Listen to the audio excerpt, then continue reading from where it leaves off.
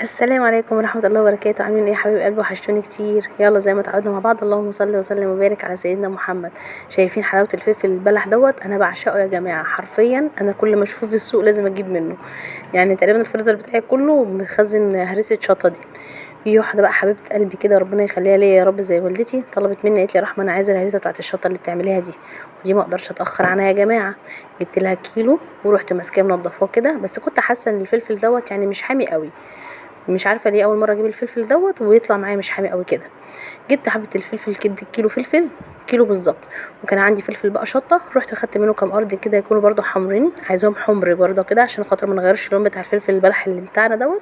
ورحت واخداهم، رحت غسلاهم كويس، ورحت حطاها على النار. ايه ده، انت وصلتي معايا لحد هنا في الفيديو؟ شطوره. اعملي بقى اشتراك للقناه وفعلي الجرس عشان يوصلك كل جديد، وقولي تعليق حلو زي كده، وقولي رايك النهارده في الفيديو بتاع النهارده، ولو عايزين نعمل فيديوهات مع بعض تاني نعملها على ايه.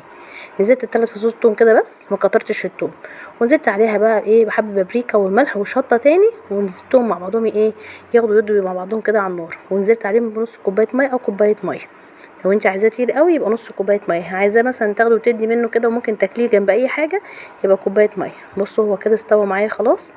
في ناس ما بتحبش تديله السلقه دي، انا بحب اديله السلقه دي لان بيحطه في الفريزر معايا، بيقعد معايا السنه كلها والله، اللهم بارك عليه. يعني انا من بتاع السنه اللي فاتت انا شغاله منه دلوقتي، واللي بعمله السنه دي هعينه ان شاء الله ينحيانا ربنا يعني للسنه الجايه.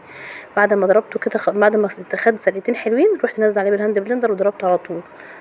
بصوا بقى نعمل ازاي، عامل زي الكاتشب كده. ودي طلعت الجماعه معايا. بصوا استاذ ابراهيم بقى كان فرحان بالفلفل وكان مبسوط قوي بيه لان هو بيحبه. اسمعوا هيقول لكم ايه واعملوا زي ما هو هيقول لكم بالظبط. يقول لكم يا جماعه دوسوا لايك لايك لايك، ولا تنسوا الاشتراك يا اخواتي. ولو وصلتوا مع ابراهيم لحد هنا اشتركوا في القناه بتاعته وفعلوا الجرس عشان يوصلكوا كل جديد. والسلام عليكم.